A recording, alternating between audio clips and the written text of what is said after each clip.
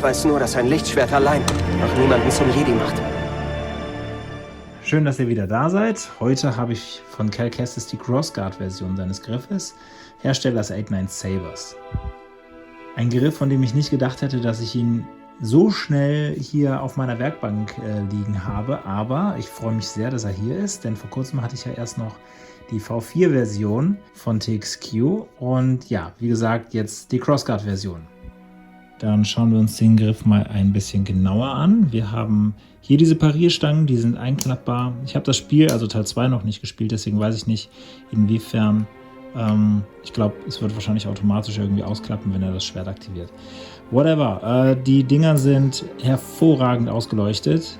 Die Diffusion funktioniert hier sehr gut. Man sieht hier, wenn man nah rangeht, sieht man den Schaumstoff. Das kriegt die Kamera jetzt nicht hin. Der Griff ist sehr, sehr leicht. Guter Durchmesser, der ist sehr gut tragbar. Hier das Lederband, das ist praktisch customized. Der Griff kommt normalerweise ohne.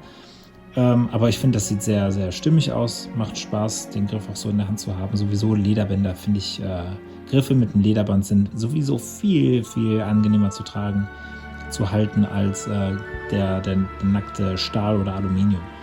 Ja, ansonsten kommt das Ding auch mit einem Blade Plug. Schauen wir, sehen wir das Ganze nochmal. Der sieht auch sehr anständig aus. Und wir haben hier unten auch LEDs, die hier unten diese Stelle hier so ein bisschen beleuchten. Das sehen wir aber gleich, wenn ich das Chassis hier einmal raushole.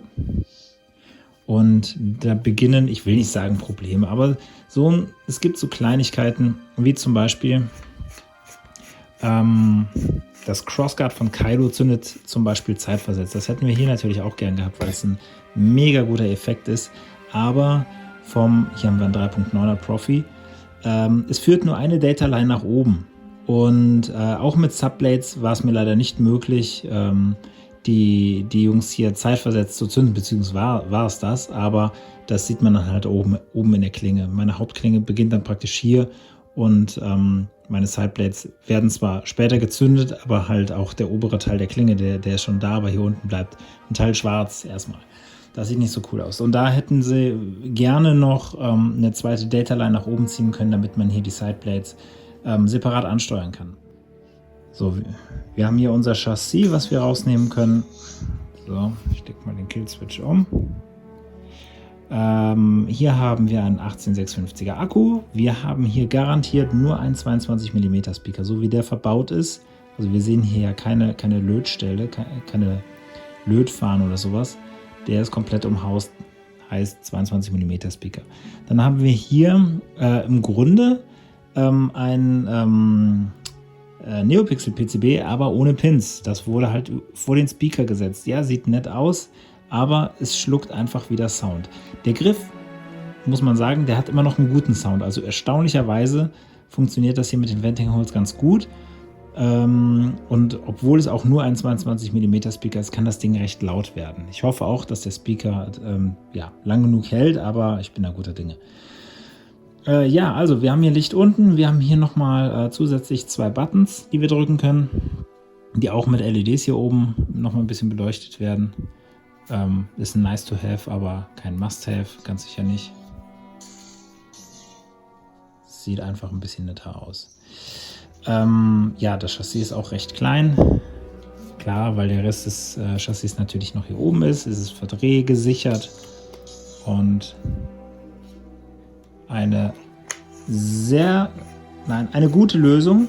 Sehr gut, hätte ich gesagt, wenn wir, wie gesagt, hier oben noch eine zweite Dataline hätten und das Profi hat nun mal genügend Datalines, Datapads, um das Ganze nochmal separat ansteuern zu können. Mittlerweile habe ich die Klinge eingebaut. Der Ton ist hochgestellt bei 80% von einem Wert von 2200, den ich eingetragen habe. Das ist recht viel für einen 22er Speaker, aber ja, man muss ja nicht auf die 100 gehen. Trotzdem ist der Griff jetzt schon sehr, sehr laut. Der Sitz der Klinge ist sehr eng, also hier braucht es im Grunde auch nicht die Feststellschrauben. Ja, so wie es eigentlich sein soll. Darauf zu achten ist immer, wenn man den Griff oder die Klinge wieder entfernen will, immer im Uhrzeigersinn drehen, damit man hier praktisch den Griff nicht von der Klinge löst. So dreht man das alles wieder fest. Also immer so drehend rausziehen. Da ist man auf der sicheren Seite. So, einmal aktiviert. Wir hören.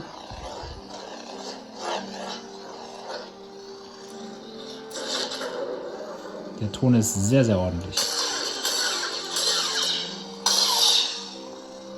Es fehlt ein bisschen der Bass, aber der muss sich überhaupt nicht verstecken. Vor allem nicht für 22 mm. Ja, und der sieht einfach gnadenlos gut aus. Also richtig schöner Griff. Mein Gott. Wir haben auch verschiedene Farben hier. Yellow Crossguard. Hier gibt es manchmal einen Farbunterschied zwischen den Sideblades und meiner Klinge. Das ist eine recht alte Klinge. Green Crossguard. Da kann es manchmal sein, dass die Toleranz der der Wellenlänge abweicht voneinander. Noch hier, man hört diese zweite Zündung. Es wird noch korrigiert.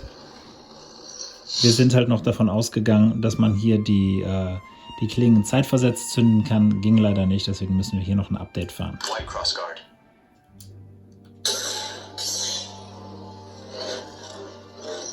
Ja, wunderschön. Die Dinger leuchten auch immer noch, wenn man sie hochklappt. Nur für den Fall, dass sich das jemand fragt.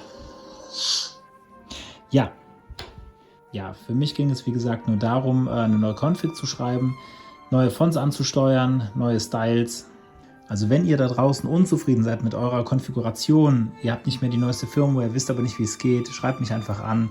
Da finden wir schnell eine Lösung für. Ich bedanke mich wie immer fürs Zusehen. Lasst gerne ein Like oder ein Abo da und dann sehen wir uns hoffentlich wieder im nächsten Video. Bis dahin.